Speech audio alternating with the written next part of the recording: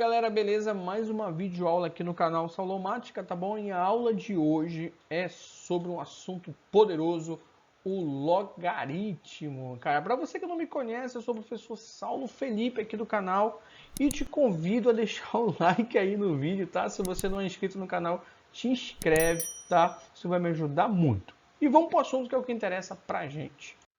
Logaritmo, galera, o que é o logaritmo? É uma operação matemática que encontra o expoente de uma potência quando se conhece apenas sua base e seu resultado, uma espécie de inverso da potenciação.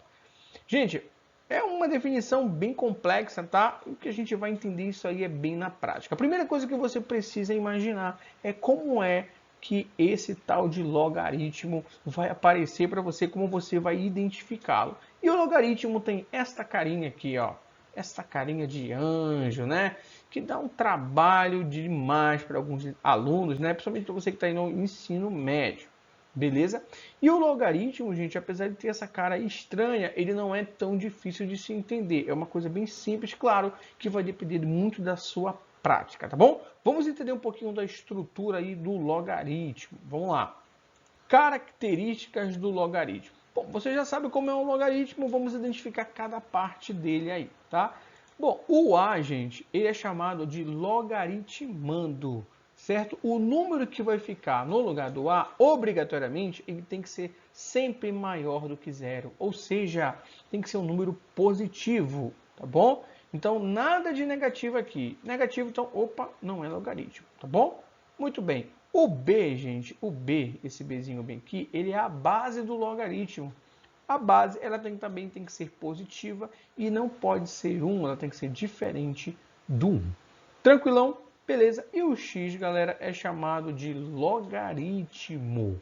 Bom, gente, como eu falei anteriormente, o logaritmo nada mais é do que o inverso da potenciação. Ou seja, eu posso transformar este log numa potenciação.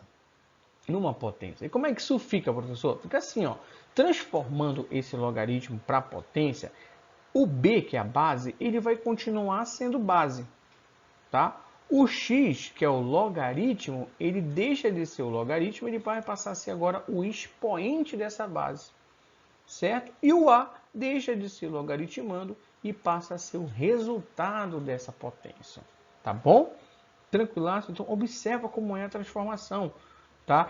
Ele parece um monstro? Parece, um monstro de 7 cabeças aí. Então, quando a gente pega ele e transforma ele para uma potenciação, ou melhor dizendo, para uma equação exponencial, onde a incógnita está no expoente, ele fica muito mais fácil de você observar o processo de resolução.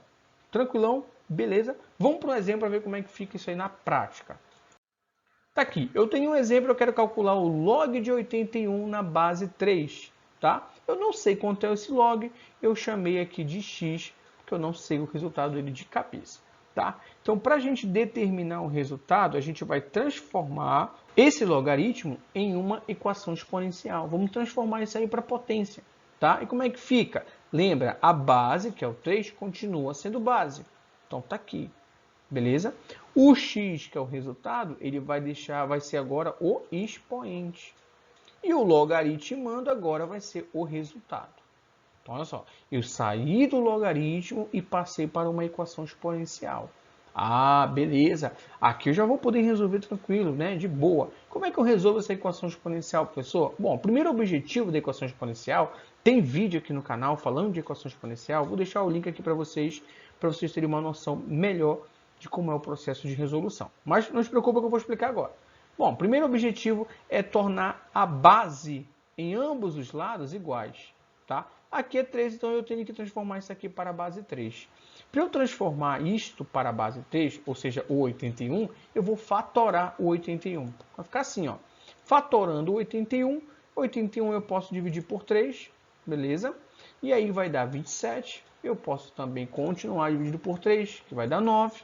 Dividindo por 3 de novo, que vai dar 3. E por 3 de novo, que vai dar 1. Quando chega no 1, termina o processo de fatoração e eu observo que o 81 nada mais é do que o 3 se repetindo 4 vezes, ou seja, 3 elevado a 4. Oba, beleza! Então, o processo de fatoração te permite fazer essa troca. Então, no lugar do 81, eu vou fazer a troca. Vou colocar 3 elevado a 4. Quando eu faço isso, eu torno as bases iguais. E bases iguais tornam expoentes iguais. E aí eu posso eliminar essa base, tá?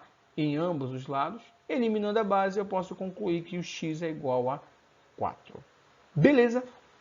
Claro, é um exemplo bem simples, mas é para você ter a ideia do conceito, da prática do logaritmo. Tranquilo? Propriedades do logaritmo. Cara, essa é a parte muito importante do logaritmo, tá? Que você tem que prestar bem atenção, principalmente você que está se preparando aí para o vestibular, tá? Logaritmo tem propriedade? Tem propriedade. Vou tomar um pouquinho de água aqui. Tem propriedade no logaritmo? Sim. Tá? E a primeira propriedade diz o seguinte: logaritmo de um produto. O logaritmo de um produto é igual à soma de seus logaritmos. Como assim, professor? Vamos ver de maneira geral. Ó, então, quando eu tenho o produto, ou seja, eu tenho uma multiplicação, o log de A vezes C vai ser igual ao log de A mais o log de C. Você separa essa multiplicação, soma. Tranquilo? Vamos ver o exemplo. Vamos ver o exemplaço aqui, ó. Eu tenho log de 5 vezes 7 na base 2.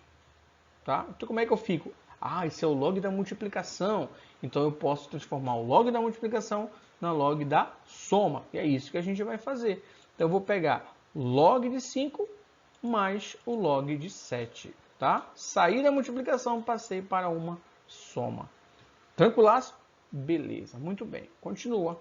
Segunda propriedade, logaritmo de um quociente, ou seja, da divisão, tá? O logaritmo de um quociente é igual à diferença de seus logaritmos. Ó, na multiplicação era uma soma, na divisão vai ser uma subtração, uma diferença. Beleza, galera? Vamos lá. Então tá aqui, de maneira geral, você tem um log de A dividido por C. Isso vai ser igual ao log de A menos o log de C. Beleza, pessoal? Tranquilão? Vamos, por exemplo, o log da divisão. Então, eu vou poder fazer a diferença de log. Então, é o log de 5 menos o log de 7.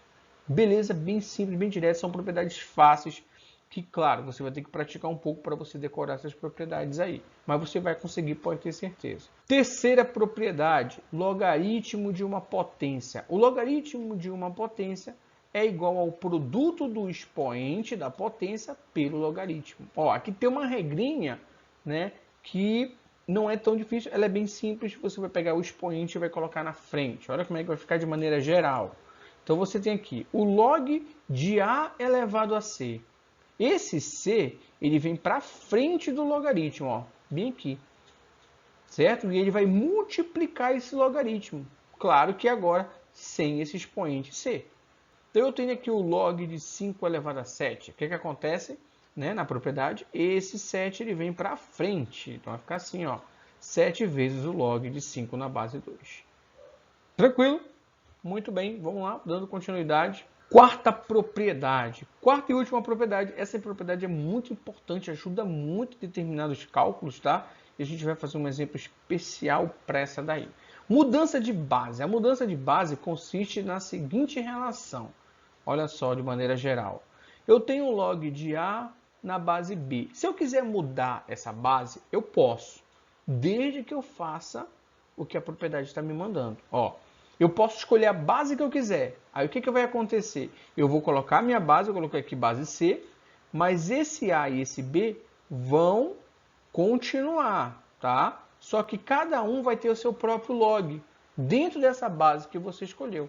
Olha aqui, ó, log de A na base que eu escolhi e o B também vai participar. Vai ficar log de B na base que eu escolhi.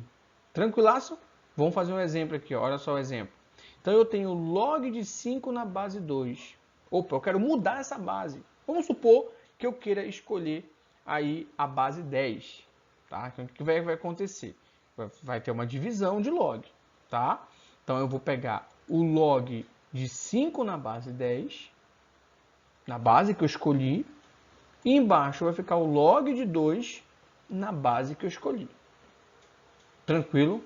Isso facilita muito o cálculo, tá? Ajuda muito em determinadas questões. Outra coisa que eu vou mencionar para vocês é que quando eu falo de base 10, tá? A base 10 é a única base que não precisa aparecer. Ou seja, você está vendo aqui a base 10, mas eu poderia vir aqui e colocar dessa mesma maneira, escrever esses mesmos log na base 10, só que sem a base 10. Ou seja, vai ficar assim, galera, ó, log de 5 sobre o log de 2, tá? Ou seja, quando não aparecer base, porque é o que? É base 10. Tranquilão? Muito bem. Vamos à continuidade. Bom, pessoal, vamos para o exemplo aqui, ó. Se o log de A na base B é igual a x, log de B na base C igual a y e log de C na base A igual a z, então x vezes y vezes z vale, e aí a gente vai verificar qual alternativa melhor se adequa, né? Qual a melhor alternativa a gente vai marcar.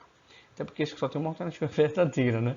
Tá, vamos lá. Vamos começar pelo que ele está pedindo. Ele está pedindo x vezes y vezes z. Então vamos começar por isso aí, tá? Mas olha, quem é o x? O x é o log de A na base B. Então eu vou fazer essa troca. Quem é o y? Aqui. É o log de B na base C. Quem é o z? É o log de C na base A. Vamos fazer a troca, vamos substituir. Então ficaria assim, ó, galera. Ó. No lugar do x eu coloquei o valor dele, no lugar do y eu também coloquei o valor dele, e no lugar do z eu coloquei também o valor dele. Beleza. Cheguei aqui, galera, eu observo, tá? Que eu, apesar de ter uma multiplicação, eu não vou poder utilizar a minha propriedade do log da multiplicação. Né? Não vou poder. Porque aqui eu estou tendo uma multiplicação de logaritmos. É bem diferente da propriedade inicial. Outra coisa, eu não vou poder fazer nada com esses logs, porque todos têm bases diferentes. Aí você vai ter que pensar o seguinte. Bom, se essas bases não estão me ajudando, eu que vou resolver a questão, vou fazer a mudança de base, né, para a base que eu quiser. Beleza? E aí, gente, você pode escolher a base que você quiser. Vamos escolher a base 10. Tá? Vamos escolher a base 10. Vai ficar assim, ó. No primeiro, lembrando que a base 10 não é obrigada a aparecer, né? Então, se eu escolher a base 10, você vai ter o log de A em cima e o log de B embaixo. Tranquilo? Muito bem.